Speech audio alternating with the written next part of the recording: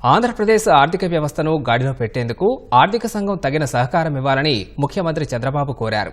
ఢిల్లీలో 16వ ఆర్థిక సంఘం చైర్మన్ అరవింద్ పనగాడియాతో సమావేశమైన సీఎం రాష్ట్ర ఆర్థిక పరిస్థితిని వివరించారు. పోర్టు ఆధారిత పరిశ్రమల అభివృద్ధికి తోడ్పాటునివ్వాలని విజ్ఞప్తి చేశారు.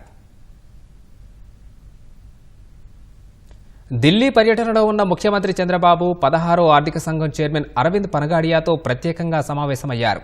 తొలుత 45 నిమిషాలు అనుకున్న భేటీ రాష్ట్ర ఆర్థిక పరిస్థితి, గత 5 ఏళ్ల పరిమాణాలు, ప్రస్తుత చేపట్టాల్సిన చర్యలపై 2 గంటల పాటు సాగింది. రాష్ట్ర ఆర్థిక పరిస్థితి, గత 5 ఏళ్ల దుష్పరిపాలన, రంగాల వారీగా జరిగిన నష్టంపై సీఎం చంద్రబాబు ప్రజెంటేషన్ ఇచ్చారు. దక్షిణాది రాష్ట్రాల్లో ప్రస్తుతం ఆంధ్రప్రదేశ్ జీడీపీ తక్కువగా ఉందని, దానికి కారణాలపైన వివరణ ఇచ్చారు.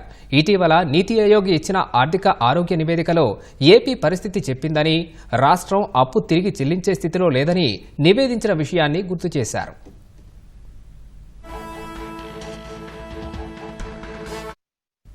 2014-19 మధ్య జరిగిన అభివృద్ధి, ఆ తర్వాత 5 ఏళ్ల వైసీపీ దుష్పరిపాలనతో ఫలితం లేకుండా పోయిందని, రాష్ట్రం చాలా నష్టపోయిందని చంద్రబాబు వివరించారు. గత 5 ఏళ్లలో 10 లక్షల కోట్ల అప్పులు, దానికి తోడు మరో 1,50,000 కోట్లకు పైగా పెండింగ్ బిల్లులు పెట్టిపోయారని చెప్పారు. ఈ పరిణామాల నుంచి రాష్ట్రాన్ని ఆర్థికంగా గట్టెక్కించేందుకు తీసుకోవాల్సిన చర్యలపైన ప్రజెంటేషన్లో చంద్రబాబు వివరించారు. పోర్టులు, లాజిస్టిక్ పార్కులు, పరిశ్రమలు వచ్చేందుకు అనువైన వాతావరణం కల్పిస్తున్న విషయాన్ని తెలిపారు. పోర్టు ఆధారిత అభివృద్ధికి సహకరించాలని కోరారు.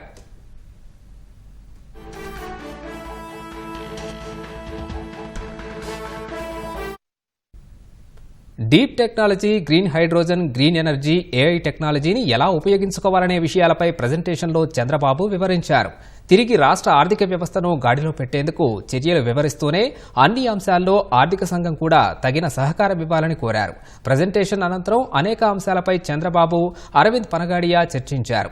దేశంలో ఆర్థిక వ్యవస్థలను మరింత బలోపేతం చేయడంలో చంద్రబాబు తీసుకున్న చర్యల గురించి అరవింద్ పనగాడియా ప్రస్తావించినట్లు సమాచారం. ప్రస్తుతం అత్యంత వేగంగా అభివృద్ధి చెందుతున్న రాష్ట్రాల్లో 7 రాష్ట్రాలు పోర్టుల ద్వారానే ఆదాయం పొందుతున్నాయని, తెలంగాణ మాత్రం అందుకు భిన్నంగా అభివృద్ధి పదంలో ఉందని ఇరువురి మధ్య చర్చ జరిగింది.